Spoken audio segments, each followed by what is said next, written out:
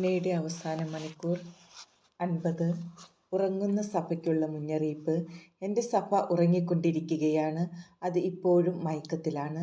എതിർ ക്രിസ്തുവിൻ്റെ വരവിൻ്റെ സമയത്തേക്ക് സഭ ഒരുങ്ങിയിട്ടില്ല. എതിർ ക്രിസ്തുവിൻ്റെ പ്രഥമ ലക്ഷ്യം കത്തോലിക്ക സഭയാണ്. എൻ്റെ സഭയുടെ തലവന്മാരിൽ പകുതി പേരെയെങ്കിലും എന്നിൽ നിന്ന് അകറ്റുന്നതുവരെ അവൻ വിശ്രമിക്കുകയില്ല. അതുകൊണ്ട് എൻ്റെ ശരീരവും രക്തവും കൂദാശ ചെയ്യപ്പെടുന്നതിൽ കൊണ്ടുവരുന്ന മാറ്റങ്ങൾ ശ്രദ്ധിക്കുക. പരിശുദ്ധ കുർബാനയിലുള്ള എൻ്റെ സാന്നിധ്യത്തെ നിഷേധിക്കുന്ന തരത്തിൽ കൂദാശ വചനങ്ങൾ മാറ്റപ്പെടുകയാണെങ്കിൽ നിങ്ങൾ എൻ്റെ ദൈവിക വാഗ്ദാനത്തോട് ചേർന്ന് നിന്ന് അതിനെ പ്രതിരോധിക്കണം. ഇതാ, എൻ്റെ വിശുദ്ധ ശുശ്രൂഷകരിൽ അനേകർ ഇപ്പോൾ തന്നെ നരകത്തിലോ ശുദ്ധീകരണ സ്ഥലത്തിലോ വിശ്വസിക്കുന്നില്ല. അവർ എൻ്റെ പിതാവിൻ്റെ കൽപ്പനകൾ അംഗീകരിക്കുന്നില്ല. ഒഴിവ് കഴിവുകൾ പറഞ്ഞുകൊണ്ട് അവർ എല്ലാ പാപങ്ങളെയും നിസ്സാരവൽക്കരിക്കുന്നു. യുദ്ധം ആരംഭിച്ചു കഴിഞ്ഞു. പരസ്യമായ പ്രാർത്ഥനകൾ നിരോധിക്കാനുള്ള പദ്ധതികൾ തുടങ്ങിക്കഴിഞ്ഞു. പെട്ടെന്ന് തന്നെ വിദ്യാലയങ്ങളിലും മറ്റ് പൊതുസ്ഥലങ്ങളിലും പ്രാർത്ഥന നിരോധിക്കപ്പെടും. അവസാനം എനിക്ക് പ്രതിഷ്ഠിക്കപ്പെട്ടിരിക്കുന്ന ദേവാലയങ്ങളിൽ പ്രാർത്ഥിക്കുന്നത് പോലും നിയമവിരുദ്ധമാക്കപ്പെടും. മനുഷ്യർ തമ്മിലുള്ള വെറുപ്പും ഉന്നതസ്ഥാനീയർക്ക് എന്നോടുള്ള വിദ്വേഷവും മൂലം അവർ ക്രിസ്തീയ വിശ്വാസത്തിൻ്റെ എല്ലാ പരസ്യ പ്രകടനങ്ങളും നിരോധിക്കാൻ തങ്ങൾക്ക് സാധിക്കുന്ന എന്തും ചെയ്യും.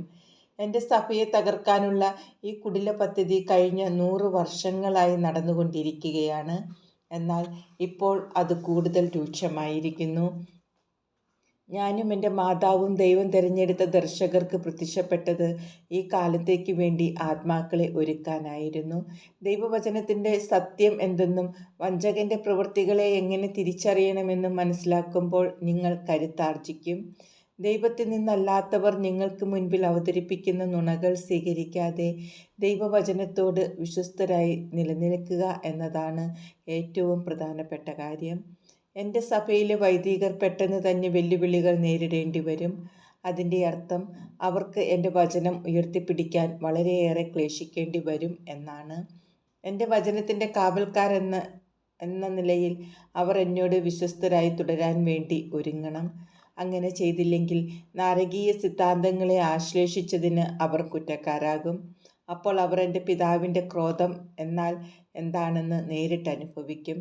എല്ലാവരും എന്നോട് കരുണ യാചിക്കണം എന്ന കാര്യം ഓർക്കുക. മനുഷ്യവംശത്തിൻ്റെ നാശത്തിനായി നടത്തപ്പെടുന്ന എല്ലാ കാര്യങ്ങളെയോർത്തും എൻ്റെ കരുണ യാചിക്കണം. ഈ സമയത്ത് അതികഠിനമായി സഹിക്കേണ്ടി വരുന്ന കത്തോലിക്ക സഭയിലെ പൗരോഹിത്യത്തെ ഓർത്ത് ഞാനും എൻ്റെ അമ്മയും സങ്കടക്കണ്ണീർ പൊഴിക്കുന്നു. എൻ്റെ ഈ വിശുദ്ധരായ ശുശ്രൂഷകർ ദിശ നഷ്ടപ്പെട്ട് അലഞ്ഞു തിരിയുകയും തടസ്സങ്ങളിൽപ്പെട്ട് ഉഴലുകയും ചെയ്യുന്നു.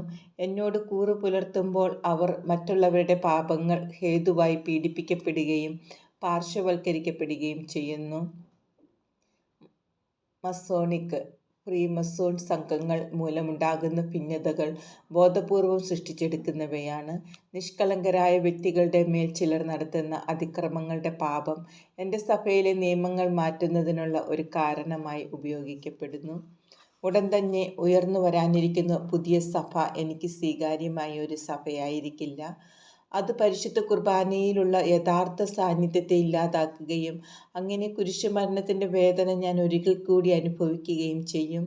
ഈ സമ്മാനം ലോകത്തിന് നൽകാനായി ഞാൻ സഹിച്ച ത്യാഗങ്ങൾ അവഗണിക്കപ്പെടുകയും തിരസ്കരിക്കപ്പെടുകയും ചെയ്യും. അവർ പരിശുദ്ധ കുർബാനയ്ക്ക് ഒരു പുതിയ വ്യാഖ്യാനം നൽകുകയും അതിൽ എൻ്റെ സാന്നിധ്യത്തെ ഏറ്റുപറയാതിരിക്കുകയും ചെയ്യും. ജീവൻ്റെ അപ്പം മൃതമായിത്തീരും.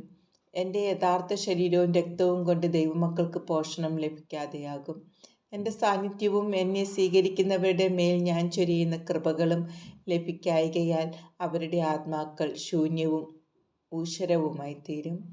എൻ്റെ ദിവ്യകാരുണ്യത്തിന് പ്രതിരോധം തീർക്കേണ്ടത് വൈദികരുടെ കടമയായിരുന്നുവല്ലോ.